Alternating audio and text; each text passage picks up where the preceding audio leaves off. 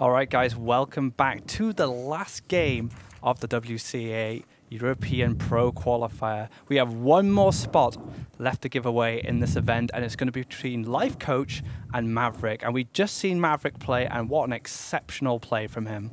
Yeah, it'll be interesting to see how they do actually here. We have both two players with 64% win the last 2 months. They played once before, that was in the Pinnacle, where Maverick actually won 3-1. But if we look at the lineups, we have Lifecoach with Handlock Hunter and Handlock Druid and Patron versus it's Lightbomb Priest, then the Freeze Mates and I guess the Warrior as well there in the Patron. So it's going to be really close. I think the Priest is the key in this one. I think the Patron is going to be pretty much an auto pick in game number 1 for Lifecoach, as it does well against all 3 decks from Maverick, so it should be an exciting match, I think. No, this is an exciting opportunity for Maverick to really boost his career here, get a spot at gamescom where he can qualify for China. And Lifecoach, we all know what Lifecoach is capable of. We've seen him get first place countless amounts of times at different events, so we also saw a fantastic Patron game from him. Oh yeah. And that was incredible. Like calculating all the lethal and all the interactions he had to make to find that lethal was absolutely fantastic. But Maverick, that Priest game, we were counting him out pretty early. We're thinking, how could Hawkeye lose this game? And Maverick was patient. He waited it out. He then exhausted Hawkeye's resources, and then it came to the point where not even Malagos could win him the game. I think it came mostly down to Hawkeye not being patient enough in this game, but I think Lifecoach is definitely going to be patient enough and probably even take the aggressive route here in the series. But yeah, this could be the final for China easily. These players are such high caliber. So yes, it'd be interesting to see. So, who are you going to pick to win this? I think I'm going to have to go with Lifecoach. I think his lineup is stronger against what Maverick is playing. I kind of thought that also before in terms of that, but yeah, it's just going to be that much more difficult against Lifecoach. He will not make the same mistakes that Hawkeye did in the last series. So Maverick's definitely got his work cut out for him. I'm going to be rooting for Maverick here. I do like seeing these up-and-coming players do well and qualify because it brings a bit of life into the competitive scene. It brings a bit of flavour. And it's also nice to see, younger players, less experienced players do well and start a career. I can consider myself one of those players. I was one of those players myself, and I'm friends with a lot of players who are in kind of like the mid-tier organizations of Hearthstone right now. So I'm always enjoy seeing those players up and come. It brings a bit of spice, the underdog fighting for the bracket. Oh yeah. Getting that win is always good fun. So they are actually just waiting to queue in their first decks. Which is the weak link in Lifecoach's lineup, and which is the weak link in Maverick's lineup, would you think? I'm not sure that Lifecoach has a weak link overall. I think it would probably be the Warlock, if anything, but it's very similar, though, overall. I mean, the Warlock should struggle against the Mage, but it should still be stronger against the Warrior, and should do okay against the Priest. But I think, Lifecoach doesn't have a weak link, I feel, in this matchup. Whereas Maverick has, I guess, both the Mage and I feel also the Priest are a bit weak to what Lifecoach is bringing. I mean, the Patron is going to be good against both the Freeze Mage and then the Mirror as well. Druid should be stable against most of the things that Maverick is bringing. But we're going to go into game number 1 now. Should be exciting to see here, yeah. It's starting. This is the last game of the day of the qualifiers. So this is going to decide the final spot. Stan Sifka and Kalento and Thijs have all qualified. This is the final series of the day. So we have Druid versus Patron. An interesting scenario. I really like Lifecoach's hand. It's almost perfect. Finds that wild growth again. Gets the Forest Sun as well for later, reduces his hand. He's got a nice curve going into this game. Maverick, on the other hand, he finds the Armor Smith, which is great. Death Spite, very key card. Throbbing can create a curve as well, but Throbbing becoming much more of a finisher card these days in Patron. But we'll have to see what he decides to do with it. The thing is, there's so many 5-drops already in Druid that Lifecoach thinks to himself, okay, I have 4 turns to draw into a 5-drop, or just draw an Innovate as well. So I'd be surprised if he doesn't just go Wild Growth, Shade, and possibly even Thorison on turn, was it 3 then? Turn 3 Thorison, Yeah, he does have that potential. Some of the scary things Druid are capable of with their ramping cards. Last time we saw Lifecoach play Druid, he actually coined Wildgrowth when he didn't have a Shade in hand. And we were questioning that play, but he actually drew the Shade, not being punished. But in this time he starts with a Shade in his hand and the Wildgrowth. So and this is sort of gamble that makes sense, keeping a 6 drop, because he has at least 3 chances to draw a 5/5 drop there, and he has at least 5/5 drops, But if we look at the scenario before, where he had 1 chance to draw a 3 drop or lower, and he only has, I believe it's 2 Shades, 1 Earthen Ring, maybe a Wildgrowth will be okay. So he innovates like the Shade, interesting. Wow, okay. Very interesting play from Lifecoach here. I wonder what he was thinking about when he's playing this Shade. Innovate, a very key card, and again some high-end minions out. But not only that, he had a Forest in hand, so he had an opportunity to innovate that out and reduce his hand cost. I guess, the idea is, okay, Shade, Wildgrowth, Shredder, Emperor versus, coin, Wildgrowth, Shade, and then Emperor on turn 3 instead of the Shredder. I guess this allows him to play all the minions he wants, rather than having to, say, drop out the Shredder of his curve to play Forest. At least this way he gets to play the Shade first, then he gets to play Shredder now, then he gets to coin out Forest, so he makes a more steady curve. So that's a really good call from Lifecoach there. I think it'll be stronger to doing it the other way around, because he's going to play the Shredder now, he could play the Thorson. If we flip it around, it'll be a 3/3 Shade, and he could play the Thorson right now. So I think that'll be stronger, actually. Perhaps. Would make the Shredder a 3-drop, would make the Keeper a 3-drop. He gets 5 mana on the following turn. Can go Shredder and Hero Power, versus he loses out on the Hero Power and doesn't get his minions, I guess, reduced in terms of the Keeper and the Force Nature. So I think the 1/1 is not going to be worth it here long term. So Lifecoach playing that Shredder, there's pretty much an obvious play here, but I guess the big decision here is whether he trades into this Throbbing, which he decides to do. So he considers this Throbbing a threat and reveals the Shade, making it very vulnerable to removal. Oh yeah, but it's already killed a 3-drop with a 3-drop, so he can't be too upset about that. Looking at, okay, Fiery War Axe. I think you should Fiery War Axe first and see what you get from the... There's maybe some chance, I guess, of a Flame Tongue Totem, but it doesn't really matter though. I think he should have attacked first. The only minion I can think of that would be better not to attack first would be the Lothep. But now it seems to be an obvious Emperor here on turn 4. But Lifecoach will take his time. He likes to figure out what's happening in the upcoming turns. We said earlier that Lifecoach made a really quick Forest play for him in one of his earlier games, where he didn't take as long, but quite an obvious play here. Still has that Stun Fury as well to kind of push some more damage. Maybe he's considering hitting the Armor Smith here. No, it just seemed he wants to go face it. If he hit the Armor Smith here, he might have tried and forced the War Axe onto it, but because he doesn't want the Armor Smith to die to the next trade with the Sun Fury, but he just goes for face here, reducing that hand. Getting that Force of Nature down is quite important, because it means he gets a cheaper combo in the future. This time a really good draw here, lining up that Fiery Wax really nicely on the Forest, and he gets to play an Acolyte Pain, so getting to draw some cards as well and clear up one of the threats. It's becoming very even right now. Lifecoach's hand isn't the strongest. The Azir Trump is gonna complement it well. I think a Silence has to come down here, possibly just finishing off the Acolyte Pain there. But things not looking too good of Lifecoach as they started out. He does have that Ooze, so he does have an option to take out this Death Spite when it's played, so I wonder if he'll take the consideration of what the controller said, that and to take out the second Death Spite, which is generally more important. But the Warrior in this matchup will probably generate Patron tokens as soon as he can. It's pretty hard for a Druid to deal with them sometimes, so we'll see what happens. Battle Rage, huh? Death Spite most certainly going to come down here, I imagine. I think so.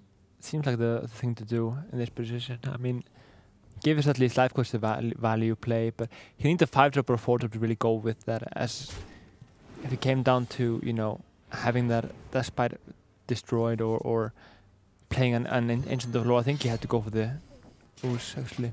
I really like this Battle Rage because it fished him out of Whirlwind. which is going to be really important for this Grim Patron. But Lifecoach is sitting on the ooze here, so he's going to be able to reduce some of the extension of the board that Grim Patron's going to create. Can't you know, go on about enough that how important it is to get this 5-drop here. To have a follow-up with the ooze, it's the perfect draw to get here. I mean, yeah. You can trade into this Arm Swift now, then drop the ooze, pop in that weapon, making its death rattle useless for Maverick, and then drop a 5-drop, be it taunt or charge, whichever he decides to do. But he does develop a really strong board from here on. Oh yeah. Actually gonna prefer taunt. I don't know.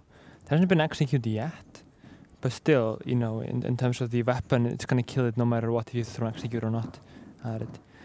If you had the Savage Roar, I could see going for the charge, but as it stands right now, I think taunt is gonna be better. And the rope is burning on the Lifecoach's side. Who would have thought? It's a tough call though. Decides to go for the taunt. Okay. I think there was merit in both plays, but it would have been more so for a charge. If you said he had a Savage Roar, he would have pushed closer to that Force of Nature combo. But the taunt is going to sit here quite healthily and start and not be able to be dealt with straight away. There's no execute sitting in his hand. Force are most likely going to come down here, and it's just going to be a pass. So this Druid Claw does live another day. Oh, yeah. The Keeper lines up perfectly for removing that Force. And if he chooses to, running the ooze into there, drop the Keeper on it. And I think he has to. You may even play the Big Game Hunter. There's no reason to I guess save that. And I think that's the kind of thing that Lifecoach would know. You know, in terms of you just go for the Big Game Hunter anyway. But Lifecoach will still take time to decide, calculating all his options, what could potentially come of dropping this Keeper from his opponent, what responses. He's seen a Death Spite, so another Death Spite could be quite unlikely. He's got 70 cards in deck. He could have it in hand, you never know, but it's a risk. It's not really a risk in itself. He's going to be able to clear up a very threatening minion very easily, and he's still going to have a lot of pressure being developed here with the Big Game Hunter. It's looking really good for Lifecoach right now.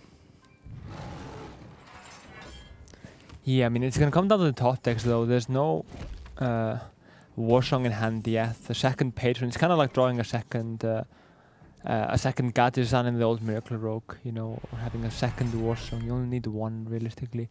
Might need to wait another turn, though. So Patron, Whirlwind, execute on the 4/6? Has to be, yeah. I mean, he can't wait forever. It's been impressing me with Maverick. He knows when to wait and when to, you know, just go for it. And he can't leave a lot of this board around simply because of a combo would really threaten his life. I like he double executes here because that means the 2/3 can only clear up one Patron, and he leaves a Patron on board, so it gives him an opportunity to start creating more Patrons if he draws the right cards. Oh yeah. I actually think Maverick might be taking the control of this game here right now. I mean, he can trade into the 3/2, but after that, I mean, it's only going to be Harrison and Hero Power. Harrison and Ooze in Lifecoach's deck. Important to note there. I don't know if I remember seeing Harrison, but I don't remember seeing Ooze previously. So packing double weapon removal really wanted to fight off these warrior decks and these hunter decks. I believe it was Mulligan game number 1 away, but for Lifecoach there, I think yeah, one of the games in the previous series it was Mulligan away. But yeah, it seems like an easy turn though. I think there's no option except just trade and drop the Harrison.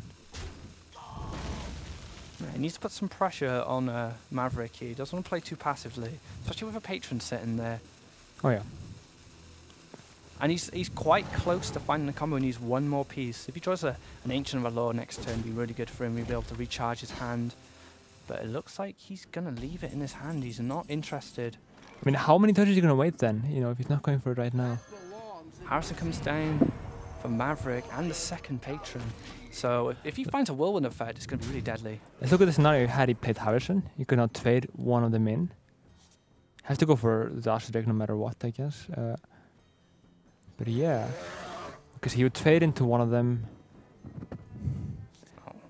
Does he play it now? Does he force from nature and kill the Harrison? Is that the case? He's fighting here. He draws Ancient of Law, which we were talking about a second ago. Azuric was pretty good though, because he's got to cycle some of his deck. Ancient of Law is the card. I guess he uses a Force of Nature as well because he's going to draw another combo. And the Fiery War Axe, how perfect for Lifecoach, honestly, and a disaster here for Maverick. So patience paid off for him. Oh yeah, big time. So he's going to draw a lot of cards in the next few turns. He's got the Ancient Law and the Harris are going to destroy that weapon. Maverick going on the offensive here, not bothering dealing with this Azure Drake. I don't see Maverick actually coming back from this one. Yeah. Oh, and another draw mechanic there, Wild Growth. I think you need to start with the Harrison no matter what, though, here. Okay, Lifecoach disagrees. Let's see. What 8 mana combo could he be going for? Another Druid Claws, good draw. Harrison comes down, send that weapon to the museum, where it rightfully belongs. But had he gone for the Harrison, he could play Harrison and Druid the Claw, keeping the... I guess keeping the Wild Growth. I think that would have been much stronger than anything else, because he can clear all the patrons. Yeah, that's true. He would have drawn the Druid Claw through Harrison's effect, and then he would have had a much stronger board there going forward. The thing is, he wants to use the Harrison no matter what, almost, but he doesn't have to use the Wild Growth there, so it gives him more options, you know, in terms of having 5 expendable mana versus 3 expendable mana with that. I actually like this play, thinking about it. So this is the second patron of Maverick. He's got no patrons left now. He keeps the Harrison to remove, say, a Death Spite. I don't think the Harrison's important as it stands. What I like about this is he's taken away 2 of the win conditions of this warrior. Like, he's going to be completely relying on Thriving Berserker here to win this game. And with 1 health each, there's a bit of risky to a Whirlwind, but things are looking good for Lifecoach. He's got an option now to draw some more cards with Ancient Law. He could even heal himself if he's feeling that comfortable, but I imagine he's going to try and fish for the combo as fast as he can. Would you see any value in healing over drawing? I think you just have to draw at this point. You just need to kill Maverick as fast as possible. You don't even need the combo. I think it's not even possible. It's not even likely that I think he has the second Force of Nature, so our Savage Horse isn't going to do too much. Lifecoach considering his options. Ancient Law is most certainly going to come down this turn. Oh yeah. But what he decides to do with it, I imagine it's a draw. Maybe he's trying to calculate how much Thriving Berserker can really do to him now, if it was to get some Whirlwind effects on some inner rages. But you need to start with a draw, though. I mean, like, if he just had a Frothing, it's going to do nothing in hand right now. Even if he gets the War Song, he needs so many different cards for the combo. Go for the heal, okay. Interesting. That's interesting. Because that doesn't protect it from the Death Spite, but he does sit on Harrison. But even if he was to Harrison, a Death Spite, it would take out his cat here. So interesting he decided to heal that over, say, himself. Now we have the Frothing, but still no Whirlwind, so he's going to pass again. And Savage was going to take this game. Lifecoach playing exceptionally well there. Some plays we were a bit confused about, like I said, the Wild Growth, where if he played the Harrison first, he could have drawn into that Druid Claw and maybe put some more pressure on the board. But overall, Lifecoach had a game plan and it worked out for him, so he's going to take game number 1. Now, I want to be maybe a bit harsh, but I felt like his Patron game earlier was exceptional. I felt like his Handlock game was exceptional, but I feel like his Druid games haven't been exceptional at all. He went for the sketchy Wild Growth in the first series, and now he went for the Innovate Shade instead of going for the Coin Wild Growth, which cost him a lot actually, because he got at the Emperor turnout earlier, and we sort of given him more options and in general just, you know, more tempo. So I actually don't think this was exceptional compared to how he played his Patron and his Handlock there. Yeah, there's a lot on the line now, though. One of these players is going to go home with nothing really, and the other player is going to be going to gamescom. So maybe Lifecoach, you know, he wants this opportunity to go to China if he wins at gamescom. So maybe there's a lot more on the line for him. Maverick, on the other hand, is not out of the game just yet. He's got his entire lineup left. I guess the Mage is not going to match up very well with the Patron. So it might be worth keeping hold of the Mage until the Patron is used. Would you agree with that? I think so, but in general, it's looking really rough for Maverick right now. You know, Druid and Warlock were the decks he needed to win because the Patron almost has a free win versus Maverick. So yeah, it's not looking too good. He'll need to, you know, walk into a hard counter here right away, and maybe get the Priest against the Patron to start off. So Priest would line up really nicely with Patron for Maverick. I guess Freeze Mage would line up really nice against Handlock. Oh yeah, yeah. So this next game could be very important in deciding who takes this series. There's no obvious pick here, so we'll have to see how things go. We have the Patron versus Freeze Mage, though, so Maverick is not looking good at all here. Yeah, lining up that bad matchup. Although Control Warrior traditionally just stomps Freeze Mage. The thing with Patron, with so many minions and the Armor Smith, they can generate tremendous amounts of health with combos with Whirlwind, Armor Smith, and Patrons, for example. So it's not an easy game. It's very hard for a Freeze Mage to win this matchup. Yeah, you need to play it really well, though, as the Patron, but I'm sure Lifecoach will not make mistakes here. In general, though, if there's a very fast turn by the Freeze Mage, a lot of draw into a big Emperor, then there's the possibility to just kill the Patron before he gets rolling. But in general, the combos will be dealt with Flame Strike and Blizzard. Yeah, it's just the armor. Armor's a major concern for the Freeze Mage here. Can the Warrior heal itself to a point where the Mage doesn't have enough damage to take him out? But the one card that really does help extend a Freeze Mage's reach is Antonidas. And I do believe it was Ignite versus... Was it Ignite versus Amaz in 6th Story? Where he took that Freeze Mage win over Warrior, and it was like it was just crazy match. Do you remember that game? I actually don't remember that game. Yeah, it was Ignite. The match kind of got lined up. I'm pretty sure they were like, "Oh, Ignite's in for a tough time here," but he did manage to take the win. It was really impressive play. The Emperor seems to be the card to use, but comparing, I guess, yeah, there's more opportunities against Patron than there are against Control Warrior. Generally, the Shield Maiden is just so devastating here. All right, turn 1 for Lifecoach. Doesn't really have anything he can play, so I wonder what he's thinking about here. Maybe he's grabbing a drink just quickly. Could be just hydrating himself. Hot day here in Germany, indeed. It is indeed a hot day. It's been boiling here in Germany. Really lovely weather. And the rope is going down. Turn 1, not playing about. I'm pretty sure he's just popped out just for a moment and he ends his turn. Turn 1 for the Freeze Mage. Going to be a quick pass. Not much going on for Lifecoach here. No Armor Smith. I don't think you'd really commit an Armor Smith to the board right now. It's easy enough just to armor up and start creating some problems for the Freeze Mage with health. Yeah, if he had the Armor Smith, yeah, indeed. But I think it's just going to be a hero power here. But yeah, looking at the battle rates, I'm surprised what Lifecoach is thinking about here. I think it's just an obvious hero power here, unless he went again. Yeah, I don't know. Yes, very slow start here. Hero power, nothing else he can do here. Probably just thinking about some of the turns coming up, using that time he's got to really plan ahead. Tell me, do you have a feeling for how long a turn is? Like, do you sometimes pop out while playing and come back and, I don't know. Yeah, I know. There's been a few occasions, not in tournament, mind, but in ladder play where I've gone, right, especially in the earlier turns, I can run downstairs quickly and grab something to drink or something like that. And you get that weird feeling like you're going to run out of time, you're back. There's actually been a case where I've, like, cooking food or something and I've popped down to the oven to kind of empty the oven. I've come back and 2 turns have gone. And I've just, and I'm facing like an aggro deck and I'm way behind. So I just have to concede this game. There goes my win streak. Oh boy. But, Maverick's turn 2 here. He's looking at coining Acolyte of Pain. Okay, that's not too bad. Guess he doesn't want to get stuck with the Acolyte in terms of it being a possibility where he could just overdraw and not be able to play it at all.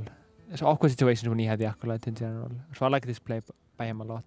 Also contests Lifecoach's Acolyte. And not only that, he's got an Arcane Intellect to follow up as well. So he's going to want to fill his hand up as much as he can for that Forason. It's just to get as much value as possible. Lifecoach, on the other hand, he has an Acolyte available to him. But he does start... Well, both players will start drawing cards if they decide to start hitting each other. Oh, yeah. I wouldn't mind Lifecoach just going for the Acolyte. It's a tough call, though, especially now. So we should see the rope coming out properly. What now? Lifecoach, considering everything, as he does. No rope yet. Oh, the rope's starting to burn. And we're just going to see an Acolyte, aren't we? Oh, there we go. He knew it. He just, still considering everything. So he can actually ping his own Acolyte here and save the Arcane Intellect if he wants. Oh yeah, I think they should be strong here. Still, I guess there's the chance of a... Do you run it into the other acolyte though? I think you have to, right? Yeah, I would say so. You've got the Forest lining up very soon. You might as well start getting as many cards as you can. Just get as much value. He finds the Alex Strata, so you'll get a cheaper Alex Strata. He actually doesn't run into the other acolyte. He's going to force Life Coach. And he's actually going to lose the draw here because the Fiery War Axe comes down, but there's also a Death Spite as well, so a pretty tough call for Maverick there. He in general probably just didn't want to overdraw here. I think the Death Spite has to probably not come down. No, I think Fireworks Hero Power is stronger. Yeah, he starts building up some more health to help fend off some of that burst from the Freeze Mage. You generally want to build up as much armor as possible as you can in this matchup. And Life Coach more than likely watched his opponent's game, so he does know this is Freeze Mage. And he knows the matchup as well as Life Coach. Mm-hmm. Be interesting to see actually if he did watch the last series from Maverick. I think he has to have watched it, but taking his time probably again here. I think it's gotta be Fireworks Hero Power though. And the rope is burning. As an opponent of Life, have you ever played against Life Coach? Oh yeah. We're in the Kingdom Project together, for example. Yeah. Okay, so as his opponent, did you ever find that the time he took on his turns frustrating for you? No, not really. It was just expected, I guess, in that case. Do you feel maybe some of the opponents he's had in the past, which are not as high level, like some say some mid tier? Okay, let's talk about ladder maybe, or what you're talking about this ladder games maybe. I could see ladder players being affected if you rope every turn. Yeah, but tournament play, yeah. I mean, if you have to go through a Swiss or through groups or something, and you're kind of an up-and-coming player, or just like a player who's just starting off in the competitive scene, and Life Coach is roping every turn against you, and you know he's a stronger opponent, and you know what he's capable of. I wonder if some of his opponents in the past have felt kind of frustrated and have to wait around every turn, the rope going down. Might be a good mind game against certain opponents, especially opponents who get flustered very easily or get very emotional very easily or don't have as much patience. It's hard to say, honestly. Without actually speaking to players who've suffered at the hands of Life Rope. Oh, I see. But now we see the enormous momentum coming down. He has to just keep on trading here. I actually like Maverick's position better. He has the option for an Emperor soon. A lot of draw, a lot of... You can get the Alex Strata earlier as well, so... Hold on, so Forson is actually going to reduce Frostbolt and Ice Lance. Oh yeah. And Malagos. This is interesting. We didn't actually see the power that Malagos has in this deck in his last series, so maybe this time we'll see what he's capable of. Yeah. I can see this being really strong. I mean, can have a 9-mana combo for how much damage even, yeah. It's going to be 9-17. Wow. It's a lot of burst. He didn't really have the opportunity to line up the Forson in his previous Freeze Mage game, but this time I'm excited to see if Life Coach gets caught a bit off guard by the amount of burst he throws out. It's a lot stronger than Pyroblast, which I imagine what he's cut, but it's very reliant on Forson reducing some of the cards in hand. If he's able to find, say, another Ice Lance on his next draw, that will make it even stronger. Yeah, but and Blood Mage gets reduced as well. Yeah, if he can get a 19 burst combo, I guess if he waits until turn 9, and if you go for turn 10, I mean, or possibly in the low 20s, I could see that as well happening here. But the second Fireworks down. I think an important thing to note is he's always looking at hero powering every single turn here, Life Coach. Not wanting to commit to a Death Spite before he thinks he can finish off his opponent here. Also saving the execute, so well played to him. Actually keeps hold of all the weapon here. We see Antonidas as well. So Antonidas is another card that benefits from Forson reducing stuff like Frostbolt and Ice Lance.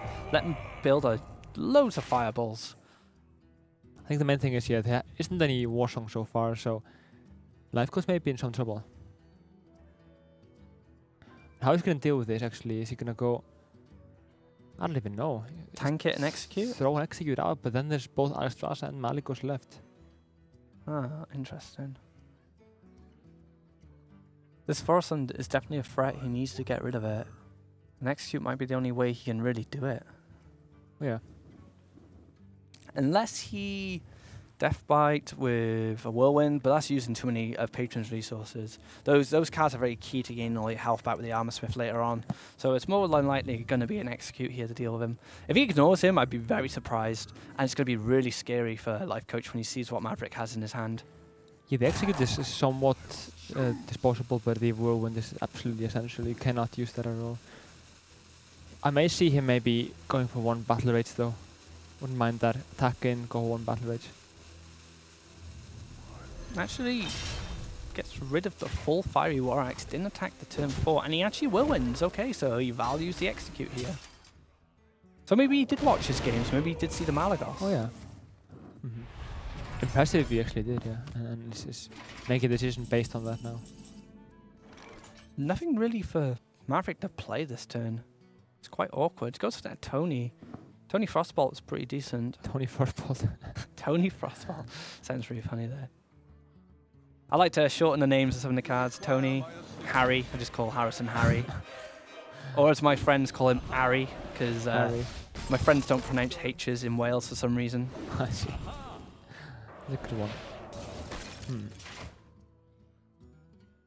So how is he going to actually deal with this? He used his Whirlwind effect to clear up. He doesn't have another one available to him. This Tony might stick around for a little bit. Yeah, I don't know how he can possibly... Yeah. Can he even theoretically kill him? Possibly with a second Deathbite equipped and Execute. Be impressive if he actually got that off. What now? That might be his only option.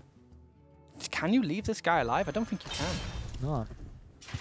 If he had left him alive, he could have played Falnos, Fireball for 14 damage and swung for 5. It just really too much damage for a Patron to be taken. So Maverick's actually looking okay now. It's not too bad for him. We were talking about how this is quite lopsided, but Lifecoach has had to make some sacrifices here. He had to sacrifice a Whirlwind. He had to sacrifice a full Fiery War Axe.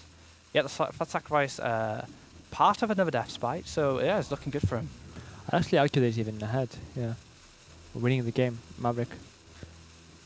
So you've just seen kind of desperation play from Lifecoach here to deal with Antonidas. Is it? I think you just slam Alex, right? I think you've got to slam Alex, yeah. Or you slam Malagos. That's interesting. It's a bigger threat, but I mean, there's no Execute at this point.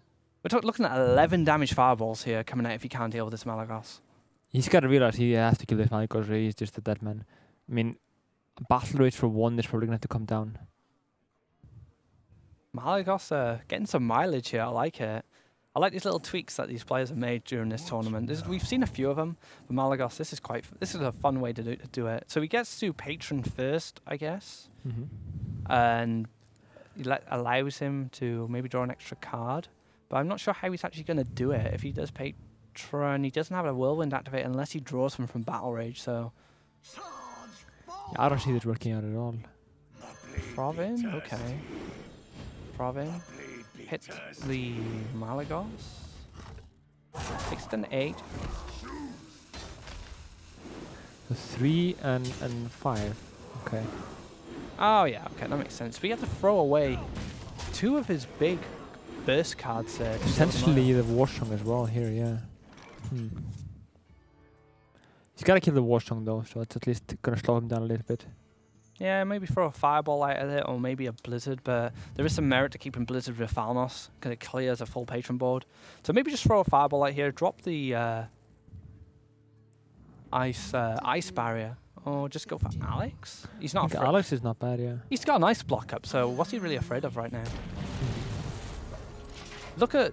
Lifecoach has really been struggling to deal with some of Maverick's high-end minions, and Maverick's been relentless here, just dropping one after another. And bet Lifecoach is thinking, "Oh, never got to deal with this guy. Come on, give me a break." Sure, indeed. Here, and now we have the Grim Patron Armorsmith combo very likely to be coming down. You can battle through it even and hope to get an Execute, but it's looking grim though for Lifecoach. And the Patron comes down. Maverick has a Flame Strike sitting in hand, ready to deal with this. Or even a Blood Mage Blizzard, but Blood Mage is going to have a lot more value, increasing the damage to these fireballs. Gaining some armor, but not a lot though, really. He's gonna need to draw something out of the battle rates though, but there is a Flame Strike follow-up. So after the Flame Strike, I can't see what Lifecoach is gonna do here. He's out of time. Wait. Huh? Whoa, okay. Did he not want to draw 4 cards? I can't understand the reason behind this, honestly. It doesn't make any sense to me. Finds the Shield Slam, deals with the Alex. Why would he not draw a card? Yeah, I don't understand. That's really strange. It's gotta be a mistake, honestly. Let's have a look. 11 cards, no any fatigue. Very odd.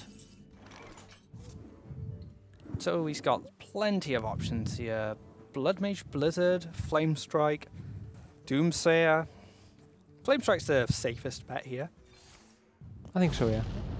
So that's 1 Patron gone, 2 Throvin gone. Still a Warsong and a Patron left, but things are not looking brilliant here for Lifecoach. Gonna come down to the top deck here. I wonder what he's gonna get. Gets the Slam. He's gotta go for the Acolyte and Slam and just keep on cycling, but a lot of his winning conditioning is just gone. And Maverick's gotten so much done here in this game. Yeah, he's played exceptionally well.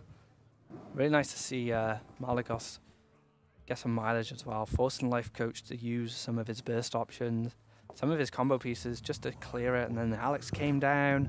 Again, he was forced to start fishing for answers. He did find a Shield Slam, but Maverick, you know, a lot of burst in hand sitting there. He's got another Frostball Ice Lance in his deck as well, and maybe another Fireball, I'm not quite sure.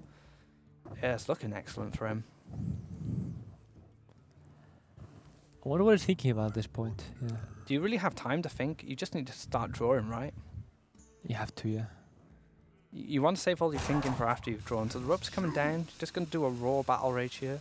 Not going to use a Slam on the Acolyte. Why is he being so conservative with his battle rages? I don't get it. You can just go for the Acolyte or playing the Slam. It's so confusing, honestly. Finds Inner Rage. That's not going to do it. Armor at pass? Why? And another Flame Strike. So I actually want to know after this game why he is playing like this. I don't get this at all. drop a message after. Yeah, I actually will. Explain it to me, Lifecoach. What is going on in your head when you played this game? Oof. Emperor Thousand though, not going to be too bad here. But again, I mean, there's no follow-up with that at this point. The Ammo Smith is gone, the Frothings are gone, the Patron is gone. Maybe one Patron left, I believe. Yeah, one Patron left, one Warsong, one Armor Smith. Doesn't play anything. Interesting. Very passive play here. So what's Maverick waiting for? I guess that's another question. I think I just gotta call this a misplay, honestly. I don't know what's going on. Another Inner Rage. Okay, so he does have ways to increase the damage of its patrons when he gets there. Is it possible he's just given up and wants to see as many cards from Maverick as possible without showing his own cards? But he's still gotta figure that the patron should be pretty standard. So what does he have to hide? But then again, can Maverick really just sit there and hero power every turn? I think so, yeah. He's not drawing into his Frostbolts or his extra Fireballs, so it's quite slow for Maverick right now. Maybe you should start putting some pressure on that armor. Maybe he just cycle the Thalnos. I mean, that's why I preferred the Blizzard over the Flame Strike earlier, because you can cycle the Thalnos later on. But yeah, this is confusing. I'm starting to think that Lifecoach is just gonna keep armoring up until Maverick plays something, and then he's gonna respond. Maybe that's his game plan. Like, why not? Why is he saving the Slam? That's what I don't get. Interesting. He's just gonna wait it out, I guess. Doesn't want to cycle anything, so he doesn't want to start fatiguing. So he has. That's gotta be it. He doesn't want to fatigue, so he doesn't want to draw anything. He's just gonna wait. Gonna wait to see if Maverick has enough damage to deal with all his armor once he starts. I mean, maybe this is why he's holding on shield blocks for so long, because he does draw a card, puts him closer to fatigue. He used the Slam as, you know, kind of on purpose not to draw from it. So, yeah, I mean, this is either really bad or just pure brilliance. We will soon find out. Maverick is going to need to start drawing some bursts or just committing something to taking out Lifecoach, because Lifecoach is starting to get really healthy here. Oh, yeah. Oh, there's a Frostball. Okay, so what can you do here? You have to wait for the Ice Lance surely, but is there any value in just going Falmouth Fireball now, or do you wait? I don't know, I think you can wait at this point, yeah. Be surprised if you can wait. He uses one Fireball. Interesting. Is he drawing his entire deck and then he's going to force on? I don't even know how he's going to do the damage. I mean, he's not going to be attacking. He'll need a lot of fatigue turns to just, you know, make Maverick die here. I think I know what's going on here. So he is waiting for his Armor Smith. Once he gets his Armor Smith, he'll start committing stuff like Inner Rages and whatnot to the board to generate more armor. Then he will never have to touch Maverick's health because he'll just fatigue him. So he doesn't have to pop the block, he doesn't have to pop the barrier. I think that's what he's aiming to do here with what he's been, the way he's been playing. All the threats are gone though from Maverick. He may even need to just possibly start destroying away Blizzard or something. In the second Blizzard is going to do much anyway against Patron, so it's actually what's going to happen here. And he gains 1 armor per turn. So Maverick will hero power him, he'll gain 2 back. You know, the net gain is 1 armor per turn. Yeah, I'm betting, so he finds a whirlwind. I'm betting we're going to see plays from Lifecoach when Armor Smith finds his way to his hand. I think it's likely, yeah. At some point you need the Emperor though. But you can Emperor the turn you draw the Armor Smith, and then you Emperor, you're still quite healthy. It's going to be quite hard for Maverick to finish him off. And then he plays Patron, he's got it all reduced as well, and he just generates tremendous amounts of armor and health.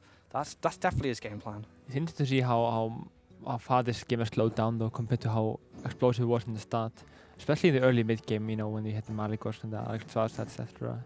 But Lifecoach is in control of the tempo here because he's not committing anything. So he's not letting Maverick react to it with the cards he have in his hand. You know, he's got 2 Frost Nova, he's got Doomsayer, he's got a Flame Strike, he's got loads of stuff that can deal with anything Lifecoach would throw at, but Lifecoach isn't playing anything, he's just waiting for that Armor Smith.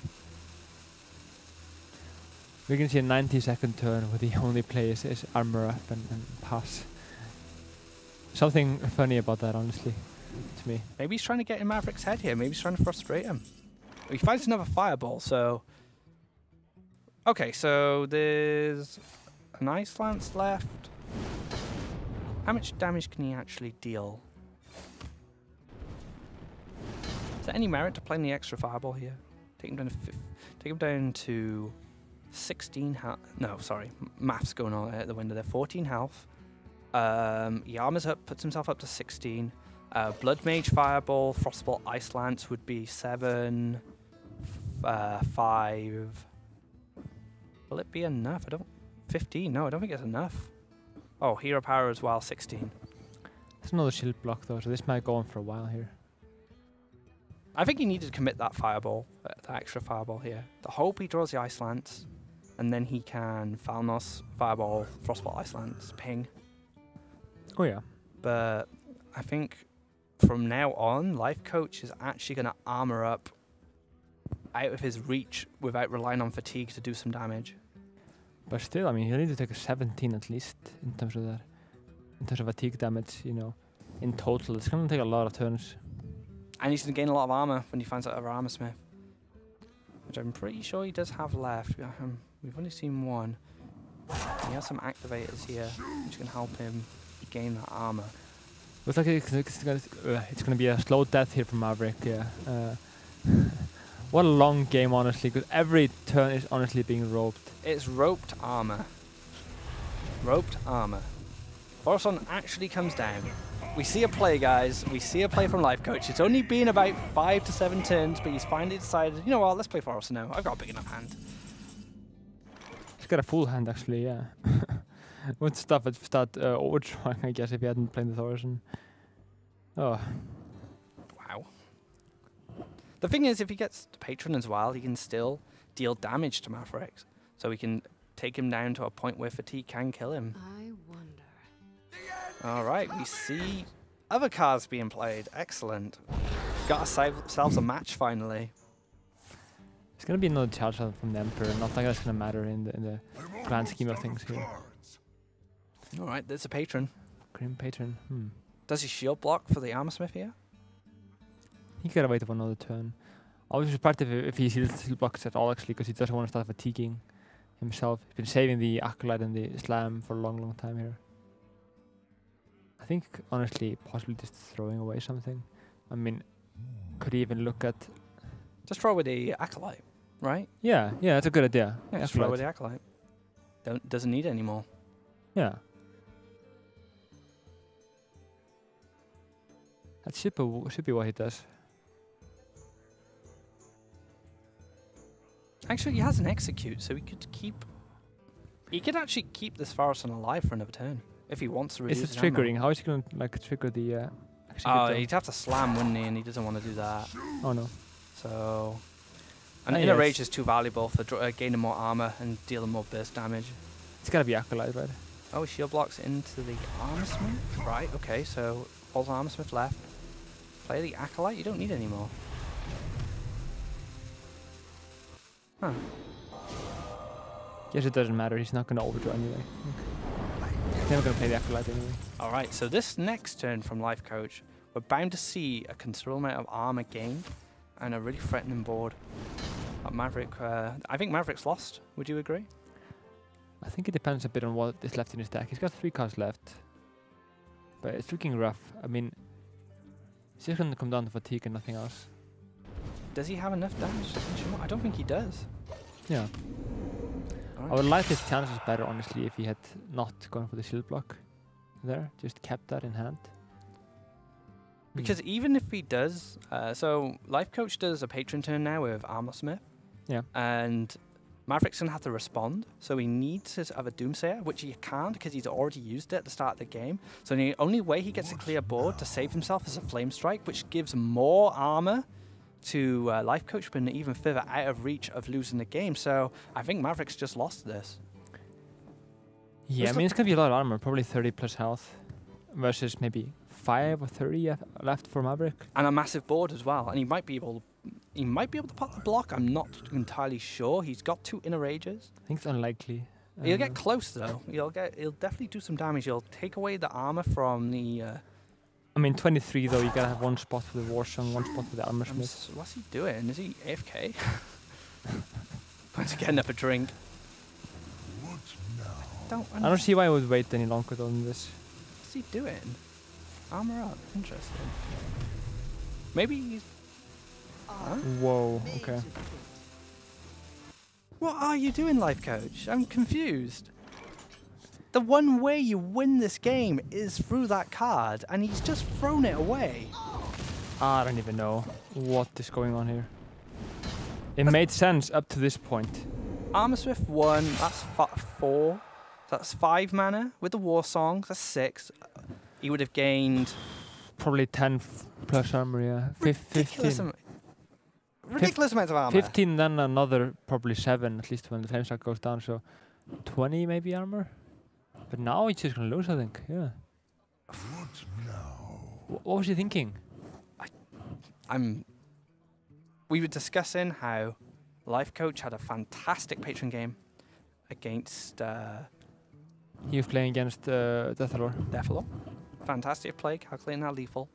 And here, it's a completely different story. I'm just shocked, honestly. I don't know what he was thinking with that Armorsmith. I was impressed by the decision to wait, but is he actually... Roping again. Was he trying to go for the patron turn earlier? Did he actually just run out of time? Or what I happened? don't understand. You just know you're going to gain a considerable amount of armor, so you might as well just play it. Like, you're going to gain loads of armor. If you want to plan it, you might squeeze in an extra 1 or 2 with a bit of sequencing, but overall, you're just going to gain a ton of armor. And why would you go for it? Why would you go? I'm just so confused. I mean, Maverick must be more confused than us. I mean, we can see him wait like 12 turns probably. About like, you know, yeah, it's been close to half an hour at least, you know, this game. I don't even know. I'm just baffled, honestly. This is the strangest game of Hearthstone I've ever cast. Honestly. So strange. We were discussing how Lifecoach in exceptional form, world-class player, fantastic decision making. Takes all this time to like make decisions, and then right now I just don't understand what he's doing. He's kind of shot himself in the foot there. Yeah. Yeah, what's he? Is he writing his memoirs or something? And he's just popping back every now and then, just his armor up while he's. I just don't know. I just don't know. I mean, you think, you know, you thought for half an hour, essentially, in general, about how you want to play this game out. Can it possibly be that the end turn is just to throw away the armor smith alone without doing anything? Like, He ropes and armors up again.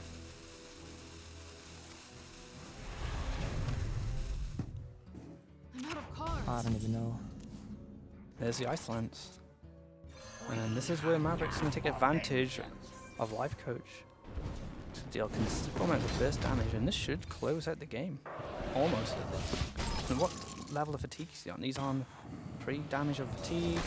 4, takes 4 damage, is over. What on earth happened? I have no words, honestly. A very strange game, indeed. We're not quite sure what Lifecoach was thinking. He had a winning play on his last draw, but he decided Armsmith on its own, and it just got flame strike, and he lost the game. So He just threw the game completely. He had it won. I just want to know what he was thinking. What happened there?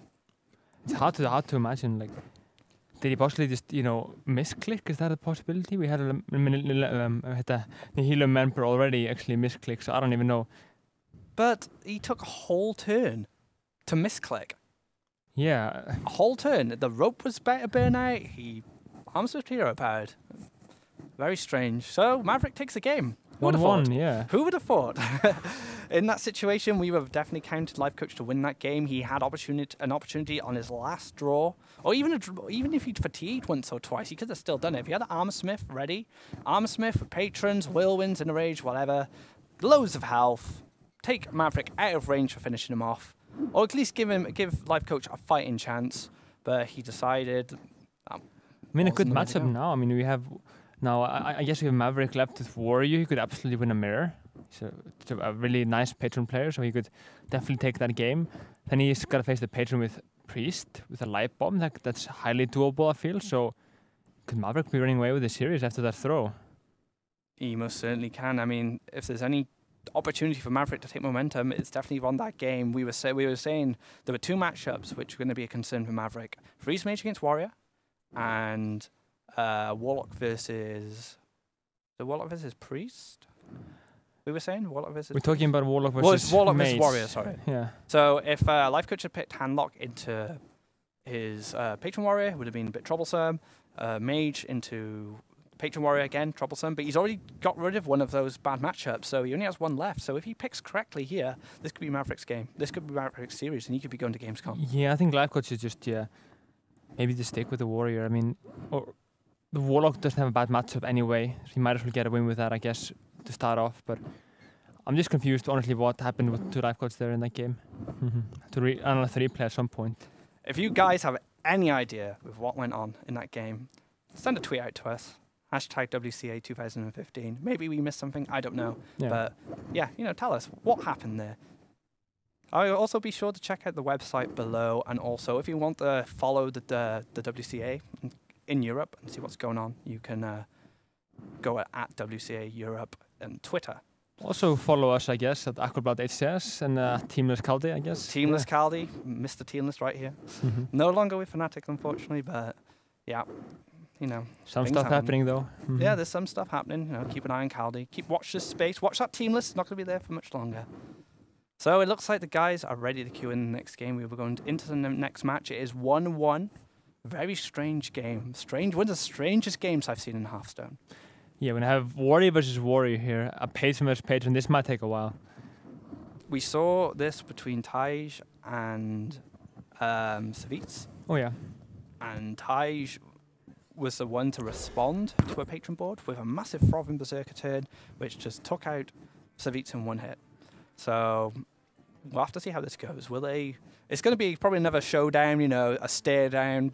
Both players waiting to see who plays first. Patience will definitely be on Lifecoach's side here. He's a very patient man, as we've seen.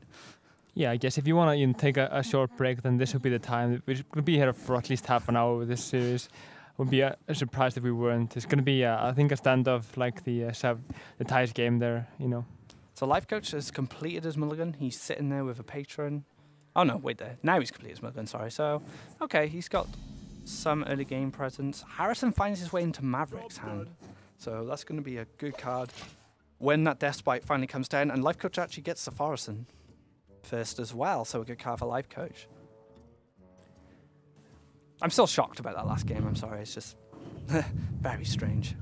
Oh yeah, that's, yeah. One of the mysteries of Hearthstone, I suppose. Competitive Hearthstone, at least. All right, so turn is on Maverick. No, on Lifecoach, so he passes. No rope for the start. Lucky us, I suppose. There were no options, I guess, so he kind of had to go for something, I feel. So this is going to be a back and forward, draw cards, draw cards, draw cards, and then someone's going to be really brave, commit a combo, and then the other guy's going to respond, and if he doesn't kill him, the guy who was brave, the bravery's going to pay off, and he's going to probably finish him off. That's what we're expecting to see. If we talk about, like high-level patron matchups, patron mirrors, I mean, it either goes to a turn 5 or 6 scenario where you get a huge board of patrons out without the war song, or it goes to the late game where you get an Emperor off. Both players have like 10 cards in hand, and neither wants to commit. We saw the second scenario that happened, I guess, in Tide versus Savage, where eventually Savage, you know, dropped the patron on the board and just got punished by that. But yeah, now things are looking quite even here. Lifecoach does have the Emperor, but Maverick does have the Harrison, or Harry, I guess, as you would call him here. Ari, as they say in the UK. Ari Jones, taking out those weapons. He hates weapons. He hates violence, Harry. I guess so, yeah. Just totally against violence. I guess if guns were involved, maybe he wouldn't take out guns. But as far as weapons, swords, axes, bows, maces, clubs, doesn't like them. Sends them to the museum where they belong. I mean, the amount of weapons Harry has sent to the museum, he must have an arsenal. He must have the most dangerous men in the world. I guess so, yeah. But if you look at this scenario, I mean, a Coin Emperor now is going to be beyond strong. You have 2 Inner Rages, you have the Warsong combo. I could see Lifecoach just taking this one. Oh, we said that earlier, though. Last game we were saying Lifecoach is going to take this, but yeah, the Forresten does come down. He was going to take this, you know, and then something happened, you know. So what if Maverick gets off a really strong patron turn and then Lifecoach plays... I don't know if he took an arrow to the knee or what happened there, you know, but... he just plays... Yeah, so this is what will happen. Maverick's going to play this massive patron board. He's going to swing in for loads of damage, and we're going to look at Lifecoach's hand and we're going to go, right, he's got a way to deal with this, and then he's going to play Armorsmith, and then he's going to armor up, and then he's going to pass. he is going to play play the Grim Patron and then the Warsong. That's how it's going to be. You know? Ah, no. I hope we don't see that. I hope we don't. All right. So there's some merit, I guess, to waiting a bit and going for the Battle Rage next turn for the huge draw. I think no mission to hero power would be okay now. Yeah, Nomish gives him another card in his hand. If he finds a Whirlwind, that'd be really good for him. So you might as well fish for that now. Even Harrison Jones would be pretty decent as well. You'll have that ready for a Death Spite of Mavericks. Or a Death Spite. Even a Death Spite would be good. So, you know, a lot of things you can find with this Nomish. I wonder if either of them are running a Brawl. We haven't seen that so far from either of them. Oh, that's true. Yeah, we saw a Brawl in Savitz's deck. Oh yeah, it's only been Savitz so far in the patron Brawl. Of course it's going to be rope though here. Of course the rope is going to burn out. It's a tough turn though. I think no mission to hero power is the way to go. Ouch, Flooding is so good for this hand here. I think now he actually does not even need to go for the for the Grim Patron combo. He can just maybe start waiting and waiting and waiting.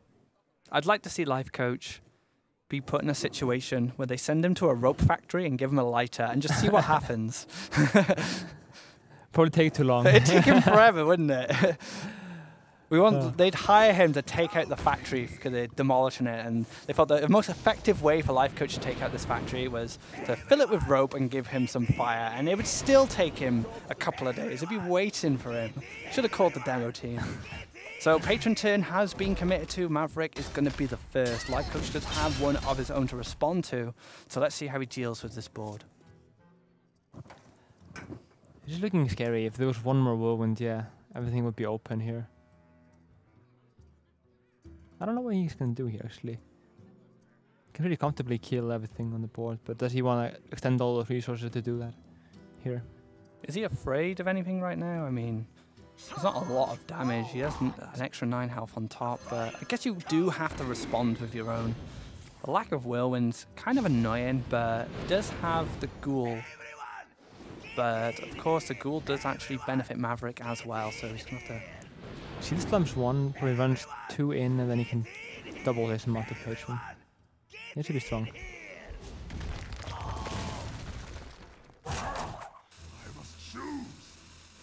Okay, so he trades into the two patrons without 1 health, and then I guess he trades the... Oh wait, so he's going to do it. Ah, so he's going to use the extra... Wait a minute, what? I think this works out about the same, honestly. It's just a different kind of sequencing. Okay. He gets a 3 health patron though to go into 2-2. Did he get everything off though? I think he has to have done everything after. Oh, he inputted it all perfectly by the looks of it. And yeah, doesn't need to deal with the 3-1. Can't generate any more patrons. So now Maverick has a patron combo to follow up with his own, but it's not very effective because it costs 8 mana and he doesn't really have any whirlwinds or anything. So probably going to draw some cards here. Probably go for the Emperor Horizon. Actually, That's argue that, yeah. Maybe I would say the Lifecoach is maybe not ahead even in this game at this point. He has the option for a crazy comeback turn if he, especially if he gets a frothing. Oh wow, okay. Execute, I imagine, on the water? Has to be, yeah. That looks really good for him. So unless Lifecoach extends his board here with some effects of his own, this Deathspite's going to clean up this patron pretty nicely. He has so much armor that he can't really go for good battle rates as well. He may need to. Deathspite of his own is going to come down. Actually, I think Maverick is running away with this game. Yeah, it's looking good for him. He managed to clean up the board enough so the Deathspite next turn can deal with the rest of it. And Lifecoach doesn't really have a follow-up that's that effective. No, not really. And Harrison Jones as well is also an option. So he can actually clear the board with his own Deathspite and Harrison if he wants, but there's probably a lot more merit to doing his own patron turn now he's seen Lifecoach do his. So it's going to be harder for Lifecoach to respond to it immediately. And he doesn't have the pieces he needs in his hand, so Maverick's got some choices to make next turn. I actually prefer Harrison, I think, over killing the Deathspite over going for a patron turn. You can always just, wait a bit. It's more about resources at this point, The thing is, if he Harrisons, he's going to have to use his Deathspite. Oh yeah. It depends on what he values here. And he's going to give 2 cards to Lifecoach. Interesting. I think he just goes for the, maybe consider executing with the Acolyte of Pain. And there we go. So, I'm going to give Lifecoach a card here, but he does execute it. Not going to be able to draw any more. Harrison comes down, sending that weapon to the museum. Good old Harry, doing his work. And imagine just an armor up.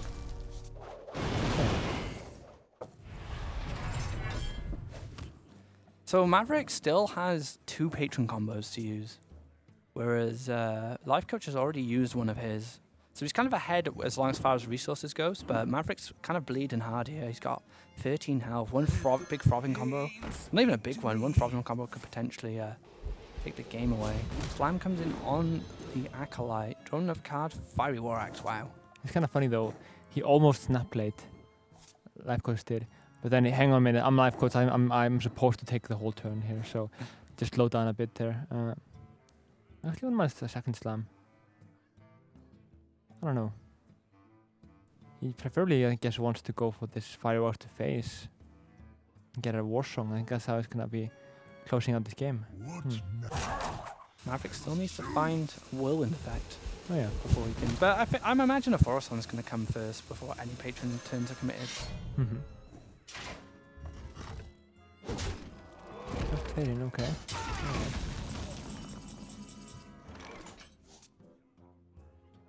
Looking at, I would think might possibly even.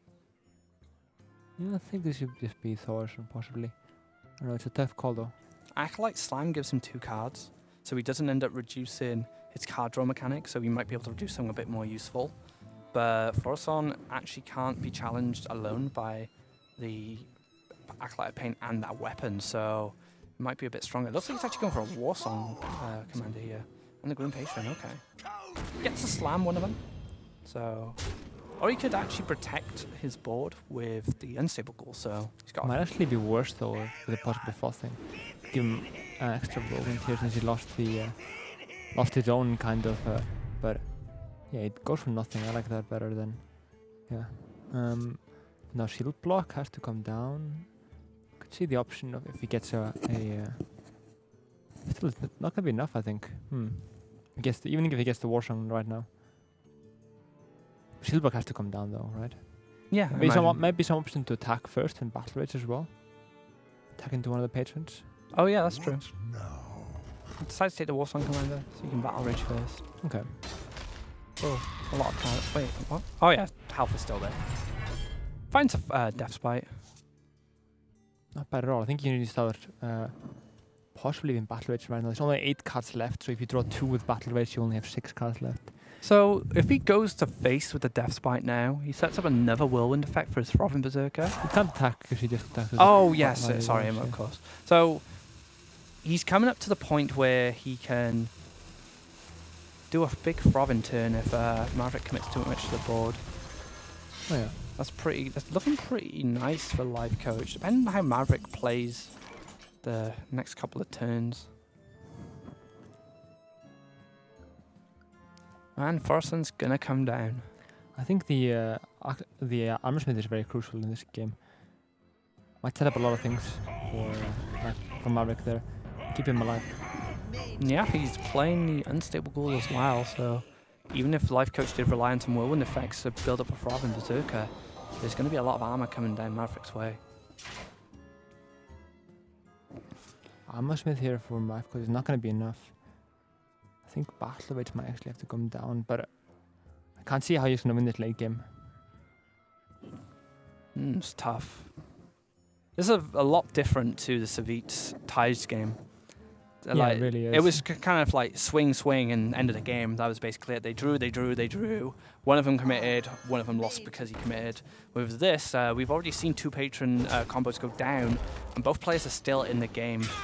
Goes to both of the playstyles, I guess, whereas Savits and Ties are both kind of more explosive. You have Lifecoach and Maverick a bit more passive here. See the Grim Patron come down. No Warsong though, so Warsong is on the bottom 4 here. I was come down to 4 cards already. Drawn a lot in this game in a short space of time. Oh yeah. Maverick with 9 cards left here. He's gotta feel comfortable about right now though. Death Spite. I think you just continue drawing here, honestly. Do you like slam on a patron or maybe slam on an acolyte for an extra draw?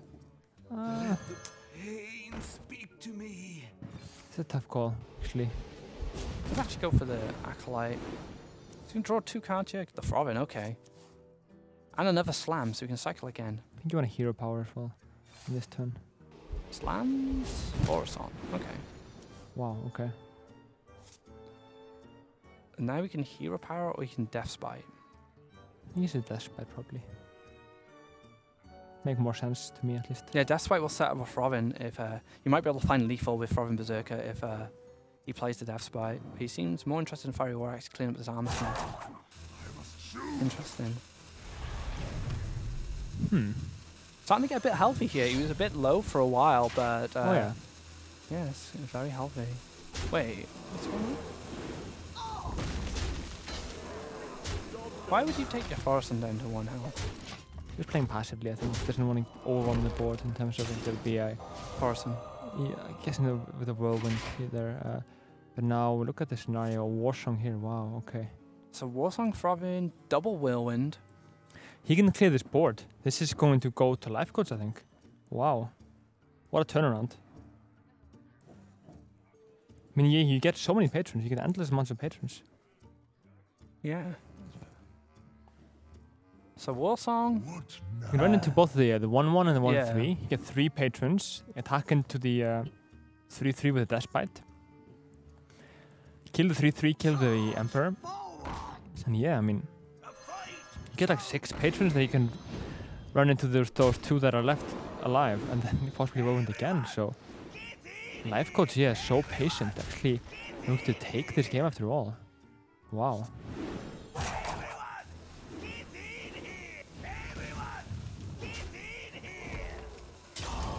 Alright. So Maverick gonna go down 2-1 by the looks of it. Weird game again, yeah. Yeah, it's very strange. You've had 2 kind of back-to-back strange games from the players. Maybe it's their play styles that really kind of dictated. I mean, the Freeze Mage game was unexplainable. Oh yeah. This game is a little bit more explainable. They both just played very patiently.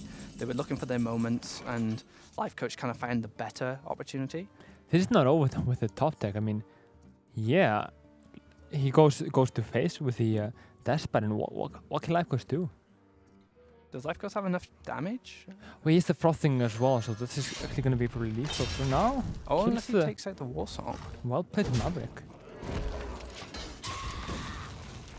We counted him out too quickly. There, that crazy back and forth game, but now we have the Armor Smith and another turnaround here. A perfect draw here for Lifecoach. Made to fit. I mean, still though, 2 frothings. There's only 1 whirlwind effect though, but yeah, I mean, it might actually get close. he's gonna need a whirlwind to gain that health. He plays a little bit too passive here. It could cost him with double Throbbing Berserker coming down. I actually need not to whirlwind at this point. You know, you gain 5 armor anyway. Have the same amount of patrons left alive. Alright, so it looks like the whirlwind's coming down. Right, yeah. He needed to gain the health just to stop the Throbbing turn coming down. What does Maverick need to find to win this game? Do you think a whirlwind would be enough? Tough to call honestly at this point. An Armor Smith, okay. I think he's just... So this Despite definitely going to land on the Armor Smith here. See how much... Can have 18.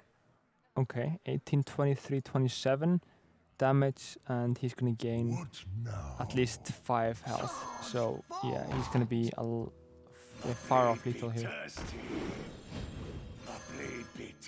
I'm expecting concede after this one here, yeah. So he's probably just seen how far he can go. Actually, let's think about the scenario had he traded in both the patrons. They've only been 1 alive. Technically 2, but still a bit lethal.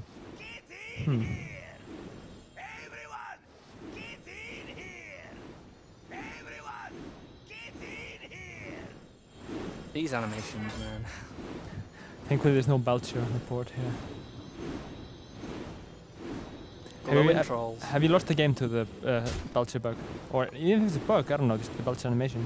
I haven't, but it is frustrating even when even just how slow it is in general. And yeah, Lifecoach is going to take this game. Unless he chooses not to. He has done that. It's a bit late for that at this point. So yeah. So 2-1 to Lifecoach. 2-1 to Lifecoach. Maverick almost out of steam here. Lifecoach is 1 game away from qualifying. I wonder if Maverick's actually going to be exhausted after this game, you know.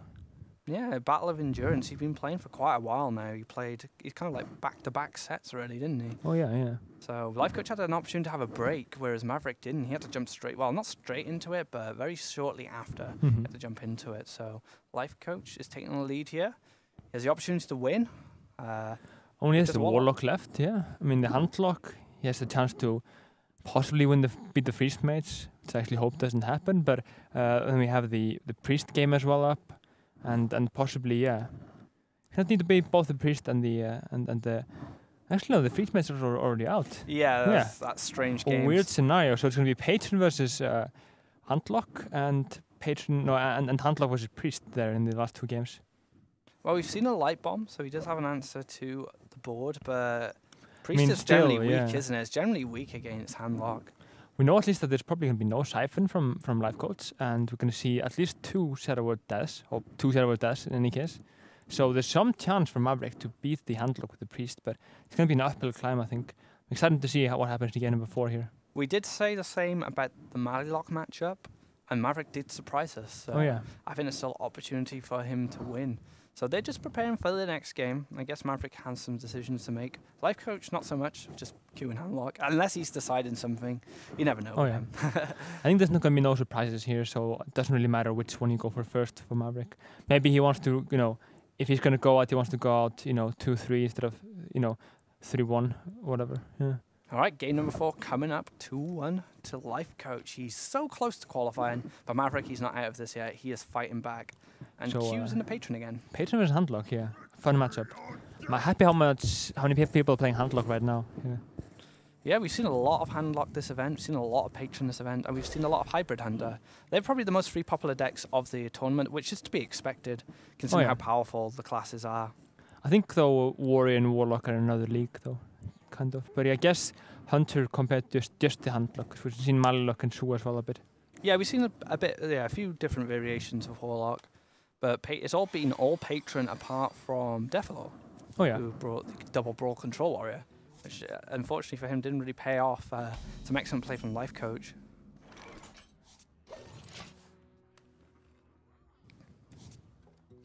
But yeah, now starting off with this one. Should be a close call, honestly. It's gonna come down to the Emperor, I feel, as always in this matchup. But yeah, now we have probably just gonna be another tap here from Lifecoach. He's playing this surprisingly fast, honestly. Maybe he's lost his patience after all, and he just wants to speed up this victory and go to gamescom. One game away, yeah. After having thrown a game, I mean, think about how he's gonna feel about having thrown that game. If he loses this 3-2, I mean. That is a mystery that will haunt me for a long time, I imagine. Oh, yeah. Unless Lifecoach explains to us at some point what happened. If I ever, I imagine if I meet him sometime in the future, that's the first thing I'm going to ask him. Oh, yeah. Hey, Lifecoach, pleased to meet you.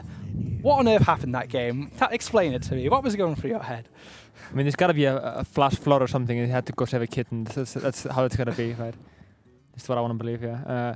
But now, with this turn 4, I think the some are going with Dark Bomb and tap, but Twilight also looks good. Goes for the tap and Dark Bomb. I don't mind this. It's more about the draw from the Warrior than it is from the Warlock, because the Warlock has such an easy way to accumulate cards there. There's no 5-drop for him though, but he has the option to go for a 6-drop after that. So Drake into 6-drop doesn't look too bad. Looking good for Lifecoach, and we've talked about how this matchup is really good for handlock. And Lifecoach being one of the exclusive handlock players of the competitive scene as well. A lot of experience, uses this deck time and time again in all tournaments recently. It's from as far back to like Gfinity Spring Masters, which was an event I was at. He was using handlock there. It's been Strifepro, it's been Lifecoach, it's been me and a few other players. Very few players that play handlock, and when it's not popular, and there's very few people that play Miracle Rogue when it's not popular. You have Dog, you have Hyped, you have a few other people, Yakuit for example, and at a certain point when you have all these patrons, it just becomes such a strong meta though, having handlock and Miracle Rogue. And the thing is, decks like handlock of Miracle Rogue, for example, they really pay off for people who specialize in them, because they're so technical. There's a lot of different routes you can take the deck with your plays, and understanding all your possible options and all your possible lines of play really pays off on a deck of this kind of skill levels. It's kind of a high skill, high reward, high skill deck, much like Miracle. While Miracle could be a bit snowbally, but handlock definitely one of those type of decks. I feel like Miracle has so many crazy inventive ideas. We can go off and just go do plays that no one thought of. But handlock is more precise. You can't make a mistake. And sometimes there are 3 or 4 possible options. If you make a single mistake there in the mulligan, for example, or in tapping versus not tapping, you just lose the game outright. So it's a very precise deck versus the different from the Miracle, which is, I guess, very, very creative deck. Yeah, it definitely rewards precision, consistency, and ability, general like game ability and mechanical play and decision making. And Lifecoach, you know, like we've discussed, one of these players who most of the time makes very sound decisions and very sound plays. And he's actually got an amazing force on here, which is a massive hand here. Let's have a check through all these options. So he's got Giants, Big Game Hunter, Ragnaros, Sylvanas. He's just got silences. He's just got everything he needs to close out this game. Maybe he's just missing a Shadow Flame here. Let me just have a look. So yeah, he's missing a bit of board clear. Doesn't have a way to deal with the patron really, but he's got to kill the Emperor. That's a certain. It comes down to how he's going to deal with the Emperor though. I think he wants to go for the Rag, but he probably won't be able to. I wouldn't mind just Twilight Drake Defender honestly at this point. But I mean, the hand of Maverick is pretty decent, honestly. One Whirlwind and everything is wide open here. Yeah, he's got that Froth in ready. And it looks like Lifecoach is going to take out this Force on and set up a little bit of a wall here to protect himself. And he's going to heal, so... That's not bad. That's pretty cool. He's going to force a weapon here. And he's going to get to reduce his hand even further. Plays better around Execute, I feel, this line of play. So Maverick picks up another Death Spite. A bit clunky, but this Death Spite's most certainly going to take out this Forest on here. Oh yeah. He still has the coin as well. That might play a big role. He'll be able to squeeze in an extra Whirlwind effect later on when he's going for that kill turn with Frovin. Because Lifecoach is low, as Handlock does, kind of whittles its own health down until it can start playing some Giants and heal itself back up. Speaking of Giants, one finds itself to his Lifecoach hand. Does have Twilight Drake Giant. Oh no, you don't think you can do it that way. So Giant Twilight Drake. Is it possible we could see Warsong, Frothing, attack with the Death Spite, equip a second Death Spite, and equip a Fiery Works as well? Get a double Whirlwind effect and blow through 3 weapons. Yeah, that could do it. And if he picks up another Whirlwind as well, oh no, that would kill his Frovin. No, I wouldn't kill his Frothing. No, but that'd be a lot. So if probably be enough even without it, yeah. Lifecoach commits too much to the board here. Does he have this lethal? Interesting to see what he plays. I think he should probably go for Twilight and Defender of Arc, because there's no need to take a risk at this point in the game for Lifecoach. I think this would be his game to lose, honestly, but there are options for Maverick, for sure, if Lifecoach gets greedy. Yeah, greedy. The greedy would come from committing too much to the board. Decides on Sylvanas. It's got to be a Defender of Arc at this point. And Defender of Arcus, so that plays really nicely. For Lifecoach, setting up that wall. And this should basically deny this idea of the triple weapon play. Now he's got to wait, yeah, but it's going to be more and more pressure piling on the board every turn now. And Maverick has maybe 2 turns before he dies at this point. And Lifecoach, even if he loses a lot of this board, he still has some really strong follow-ups. Another Giant, another Drake, and a Rag. So a lot of follow-ups for him here. Whirlwind effect comes down. Gonna get a Battle Rage, trying to fish for some more cards here. Gets a Slam and a Whirlwind. Okay, so this Frovin Berserker may still be alive. The Dream may still be there. Just needs to plan how he's gonna win this game. I think he's got to get rid of the Sylvanas, that's for sure. He's got to probably go for a Slam option and maybe look at a Shield Block as well here. Fish for a card first with a Slam. Nice. Might as well start with that, I guess. Yeah. Yep, good order of play from him here. Finds Harrison, not going to be very useful here. We haven't seen a Jiraxis in Lifecoach's deck yet, so there's no evidence that he plays it. Wouldn't mind just going for the Death Spite right now, though. See the coin. Coin Death Spite. Alright, so Maverick's setting up something here for the next few turns. You can bet here he's going to go for the Fiery Works next turn. And that'd be close to lethal, actually. Yeah, so we can hit the Ancient Watcher, Fiery War Axe with the Frovin on the board with a War Song. Then he can Whirlwind. Go for a second Whirlwind, yeah. That's going to be a lot of damage. And he maybe will have an opportunity to Battle Rage as well, 2-4. He actually has the option, yeah. Yeah, so he could find another Whirlwind if he needs to. So Inner Raise, Execute, it's all good, honestly. A stable goal, even. So I think this may be looking okay here for Maverick. No more taunts in Lifecoach's hand, so yeah, I think Maybe Ragnar's just the best play. Could maybe tap first if he's feeling lucky.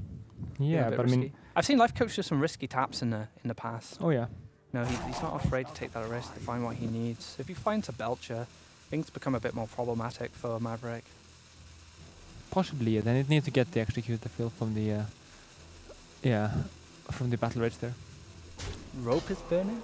Ragnar's gonna come down. It's gotta be Ragnar's, yeah. But that it does tap. Okay, this is the tap. Go to the mountain.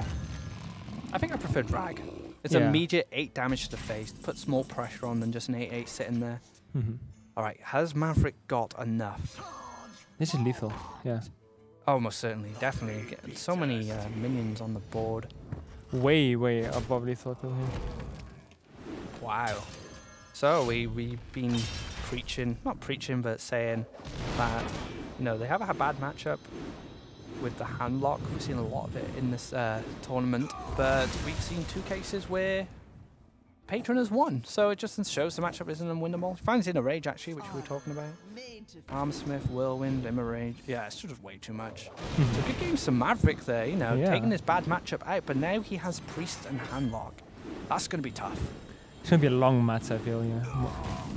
But not only that, Maverick has surprised us. I personally I counted out quite early in the Malagos game. We were almost quite convinced that Hawkeye couldn't lose that, and all of a sudden, bit of patience from Maverick, a bit too much patience from Hawkeye, cost him the game, and Maverick was able to take it 3-0. So this is going down to the final game, last game to decide who goes to gamescom. Who's it on?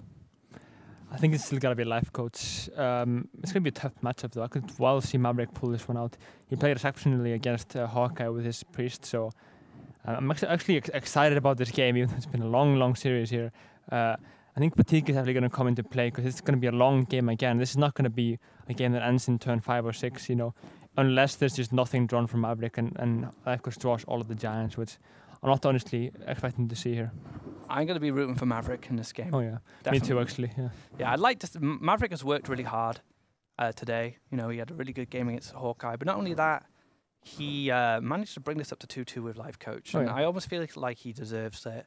And because of his play, for one, but also because of how Lifecoach played that free space match. I mean, he played it exceptionally. He just misclicked at the end, So I think it went, Misclick? I don't know. He had 1 minute 30 seconds to decide whatever he's going to do, and just playing Armorsmith and Hero Parent, I don't know. It's strange. But I think he decided to go for that, huge combo too late, and then just dropped it and got into some stress there in the end. That's at least what I think happened. But yeah, going to Handlock versus Lightbomb Priest.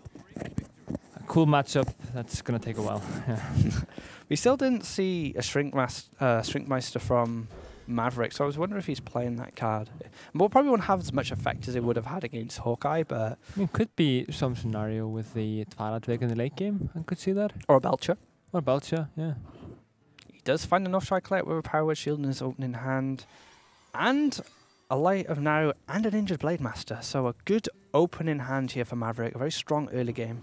Decent hand also from Lifecoach. He gets the Twilight Drake. He has the Hellfire. Hellfire is pretty decent against Priest, especially if he's playing that aggressively. I think though, I like the idea of not going for the turn 1 North Shadow because there's nothing he's going to be trading into anyway. And you don't want it to get Dart Bombed without getting any value. At least this way he can play North Shadow Clout into Power Shield, protecting it from the Dart Bomb. Oh yeah.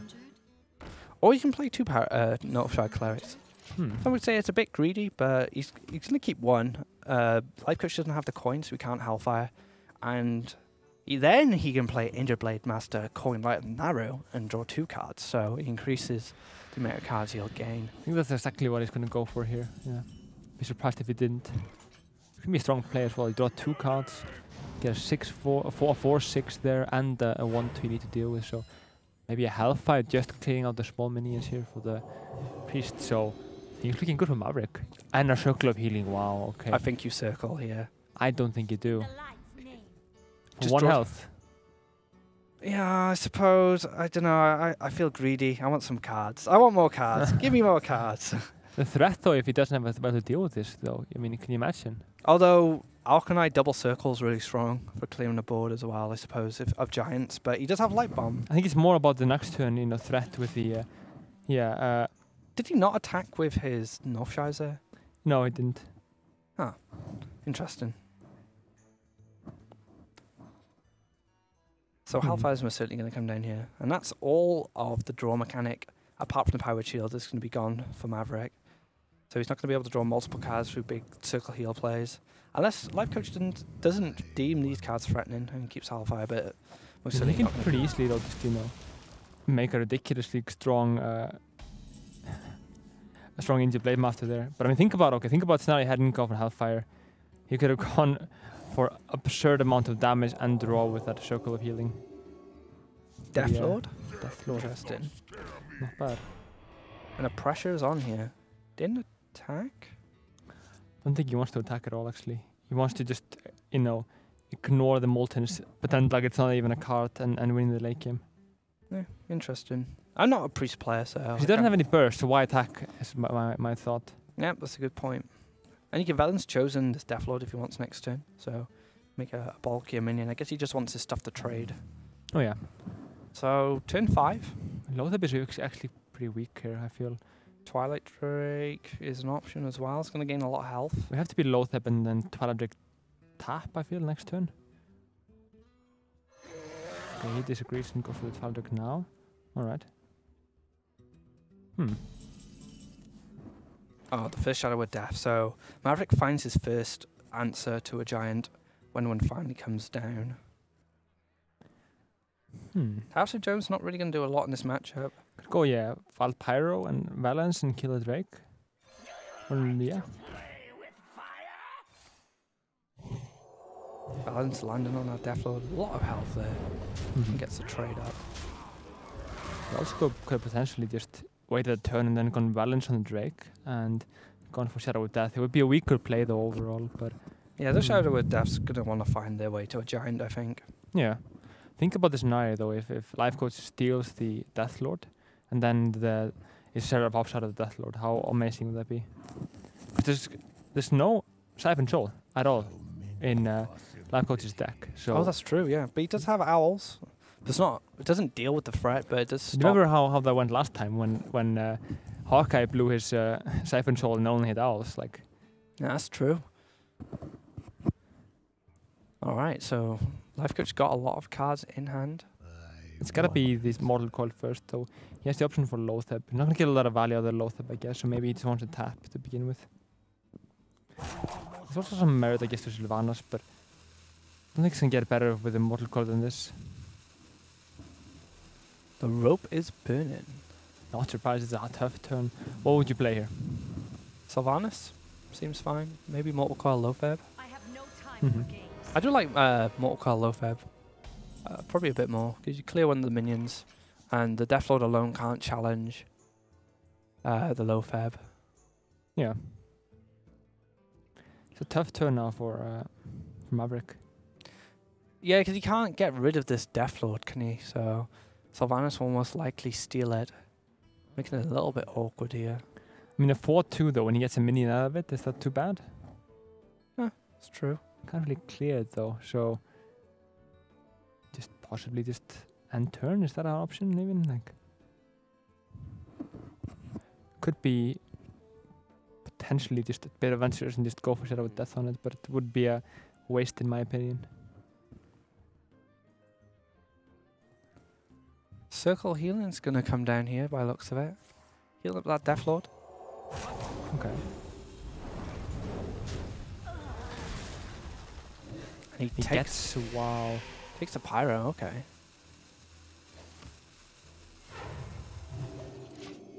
And the Deathlord remains 4/7 with +1 spell power.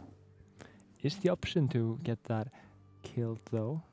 I mean, look at Twilight Drake, run the Pyro in, you can go Dark Bomb and Mortal Coil and get a minion out of that. Yeah, it seems really strong. Lifecoach is going to go for that kind of play there. If he gets a giant, it'd be pretty cool. He does have an answer to it, but... Oh, Ragnaros. Oh, no, that's not what you want. Oh, no, that was from the draw. I thought that was from the Deathlord. Ancient Watcher, that's not too bad. It's pretty bad, though. I mean... well, if you had an owl, probably a bit better, but... yeah, a giant would have been a lot better. But I think almost anything would have been better. But yeah. What, even an owl? Not Owl, obviously. But Owl, yeah, I think Owl would be the only one who would be worse to get out of that in the scenario here. But now we have a second Sylvanas coming down. I think you start with a tap no matter what follows. It's gotta be a tap. I'm not buying anything else here. I think there's some merit maybe in Instant Fury and after Instant Watcher and taunt up 2 of them. But still, be vulnerable to Light Bomb possibly. No, not even. An Owl top deck, are you kidding me? Maverick is not going to be happy about this. Owl's going to come down to Sylvanas. Such a shame for Maverick. And now, yeah, Lifecoach should... Nah, Maverick should for sure... Lifecoach should trade the Twilight in, yeah. Plays better around the Shadow of Death. So I think a 5/5 is not as strong, I guess, so... Gets to steal the Argus. Not that strong, unfortunately, for him. Gets the shields, going to cycle a little bit. Finds a Pyro. Strong board for Lifecoach here. Yeah, Lifecoach seems like he's going to be running away with this game here. After that insane top deck there. He needed that value the Sylvanas Maverick did here. But yeah, I mean, where does he come from here? I mean, he can just do whatever he wants. He can really commit to the board now, I guess, because with low feb if he wants. Yeah, but maybe he just wants to get the Light Bomb out of the way, though. Obviously, there's no Light Bomb in Maverick's hand, but he doesn't know that. Goes to the tap, finds himself a Dr. GG. Maybe he could just slam that and get the Light Bomb out of the way.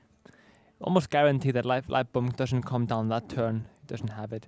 So we might trigger some aggression even with low step. So I don't know. If you just play Dr. Boom, no Life Bomb comes down, he low febs after. He's going to get Shadow of Death, but you could low feb after if you wanted and start piling some more aggression. But actually, I think low feb's going to play a lot more value later on, where he wants to commit some giants to the board. Could see that, yeah. He's going to trade up here. Keeps his Drake a little bit healthy. Going to have to force this Argus to go into it. The Zombie Shadow's not what you want to see right now. Late game, it's not the best draw. No, not at all here. We see the Wild Pyromancer come down there. He's gonna get some value out of this, I guess. Kills the Boombot, kills the Twilight Drake, and the Arcus dies as well here. And heals him up so he doesn't get mortal coiled. The Harrison is gonna be a bit sad though, as you know, we know that there's gonna be no Tyraxis from Lifecoach. But what to be looking at here, Emperor seems strong. Does it even need to tap? Have we seen any fort steals from this priest yet? I don't think so, no. Is there a possibility he's not running them? It's possible, yeah. Interesting. Fort steal can really help Maverick if he gets stuff like Giants or Siphon Souls removal. But if he's not running them, it's going to be tough. Was it? I think it was a dream hack, if I remember rightly, where Amaz was playing Reels. And he just fort stole like back-to-back answers to Reels' handlock. He got, I think, in one of them, he got Mountain Giant Twilight Drake, I believe. Yeah, it was really, really good fort steals. And I think he took the game with his priest in that match. Mind Blast and Holy Fire finisher. Yeah, that was an excellent game. I remember that. It was really exciting. And Reels was just so tilted as well. What Reels? Yeah. He also top-decked the Harrison against his Deadly Poisoned Assassin's Blade in that next game, so tough series for Reels there.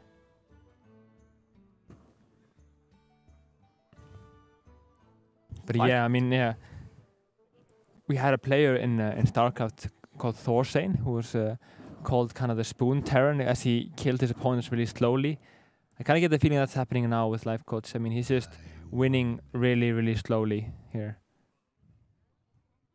It is his tournament life on the line. There is some merit to playing slowly because obviously he wants his opportunity to go to gamescom. Not even playing slowly, but you know, in terms of the turns, but also just the games here. You know, this might go on for a while, but you have a full hand, 2 triggers on the Emperor. Is there any way that he can lose this in this case? We did say the same about Hawkeye when he was against the Warlock. So, but that was in the beginning of the match, though. Even. Like, I think that might be enough. Just heal up, tap, move on. Oh, gotta commit the Belcher as well, which is fine. So many threats just flying onto the board here, and so many threats in the hand as well, getting reduced again. Shadow Madness, Silence, Double Mind Blast. GG's. So that's gotta go. Holy Never going down. Doesn't kill the Thorson. Oh no. So looking at a third chance here from Thorson. Almost cruel at this point, yeah. Just playing with his food before he finishes it off. Oh yeah. Shadow Flame, you can clear the board here with just the Ancient Watcher. You can drop on Lothab, do what he wants. Even heal up. I think healing up is not a bad idea now. Really pushed Priest out of reach for winning this game if he decides to go with the heal. Like, Priest not really having any burst left. No, we're gone are the days where Priests are running Mind Blast, Holy Fire to finish off their opponents. Not anymore. Long gone, yeah, those days. When Priest was actually playable. Yeah, which is not so much anymore. Do you have a few Priest specialists left in the world? Is that a lot? Being one of the probably the best Priest players in the world. Amaz's kind of doesn't use Priest as much in competitive. Oh yeah. He does favour stronger lineups, and it's kind of played into his favour in recent months. You know, he got second at Katowice, wasn't it? And he got second at another event, if I remember rightly. He's been doing well overall, yeah. And he's got a lot of BlizzCon points as well. Lothab coming down here. This is what Lothab has been waiting for, an opportunity to protect all these giants from a light bomb. Not that Maverick has it, but he finds it now on the top deck. He's going to be gutted. Deathlord isn't it? Deathlord out. And that's looking like lethal here for Lifecoach. I mean, or what? Ragnaros. Well played coming out from Maverick. So you can play Ragnaros here. Trade into the Deathlord. See what he finds first, I guess. Oh, will he have a spit on board? Yeah, he will. So, yeah, Ragnaros comes down. Throw Dark Bomb at the face as well.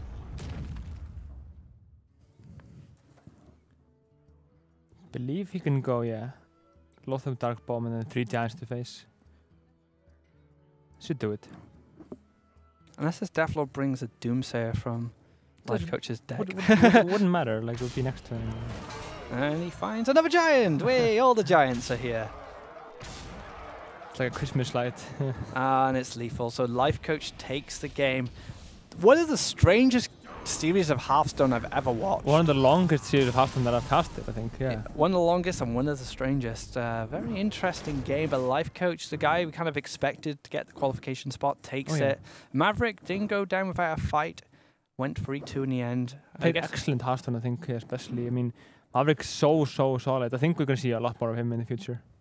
Yep, he's got a long career ahead of him, I think. He's proven that he's a very competent player and makes some good decisions. So let's just take a look at the bracket one last time, see what's happened today.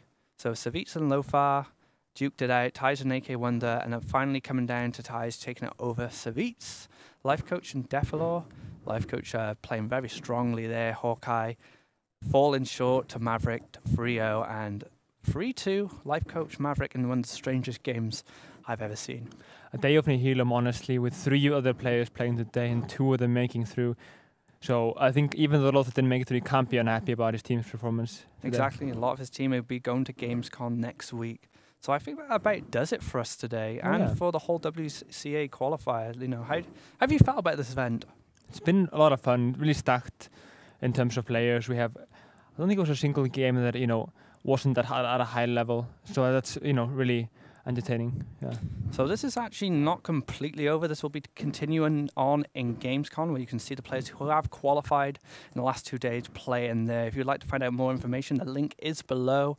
There's Twitter as well, WCA Europe, and I'd like to give a big shout out to the production team here. They've done a fantastic job, made us feel really welcome. This is my first time in Germany, so yeah, I've had a fantastic time here. Yeah, and at Gamescom we're going to have 4 players fighting for the 3 remaining spots to go to China. So we have Thais, Stan Sivka, Lifecoach, and I believe for the other one, Colento as well. Yeah, so a stacked lineup and a lot of games as well happening there. So yeah, look out for that. Yep, so until Gamescom, this will be it for us. So good evening, and we'll see you again.